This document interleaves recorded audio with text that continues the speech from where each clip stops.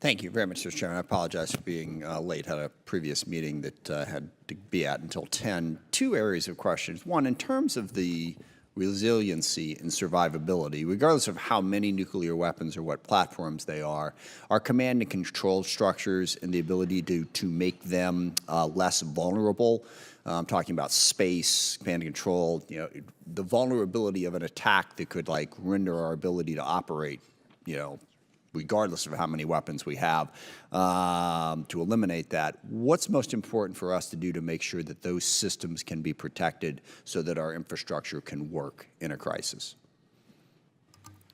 Thank you very much, because that is an important area. It's also an area that doesn't get talked about much, notably because so much is classified. But we did recommend that a lot of focus and attention be placed on the modernization of the nuclear command and control system.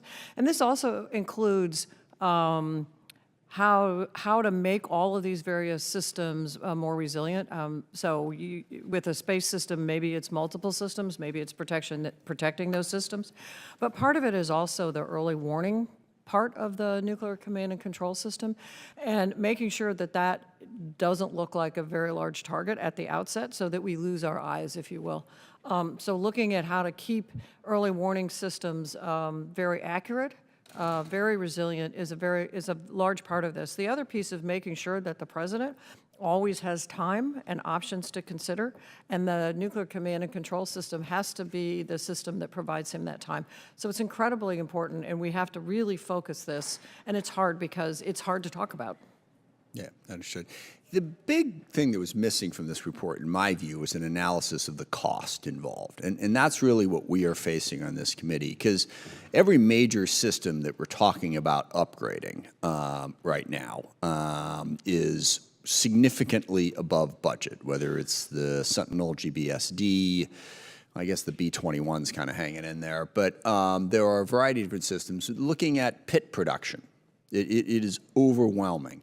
And when you lay out all of those options, do you have any ideas for us where, okay, here is a more cost-effective way to make sure that we have an adequate deterrent? And obviously, and I said this in my written opening statement, the ground-based system, that is a heck of a lot of money to stick things in a fixed place in the ground that are incredibly vulnerable and have all manner of different problems. Now, in an ideal world, would you like to have it all? Sure, all right? But if you have to make choices in terms of the budget, keeping in mind the questions we've already heard about conventional needs that are there as well, the commission really didn't look at it and say, gosh, for $100 billion less, we could do this, we'd meet our needs, and that would really free up money elsewhere. Is there anything you could say to us about that?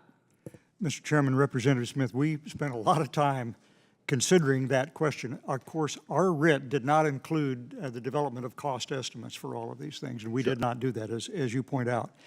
But just to give you one illustration of the kind of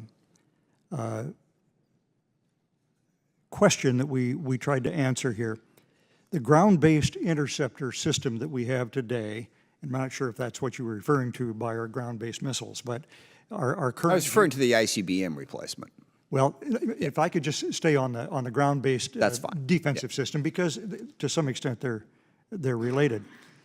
This is primarily to deter North Korea today, and it makes sense because the kind of system that we have is adequate today to deter North Korea. North Korea is not standing still, however. We recognize that over time we're going to have better and more capable GBI kind of systems to deal with North Korea.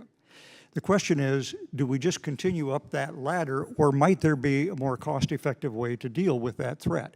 Certainly, if you're dealing with a coercive threat from China or Russia, you're going to have a more cost-effective way to do that. And that's why we say, with regard to the GBI kind of program, it may have a limit, and we may need to turn to more of a space-based component, which has much greater potential capability against the larger kind of threat, especially coming from Russia or China. And with the technological developments today in reducing launch costs and other expenses in putting satellites in space, we think the time might well have come that this is the place where we could invest more money economically to deal with the problem rather than just continuing to build our GBI system up. Okay. Thank you very much. Thank you, Mr. Chairman. I yield back. Thank you.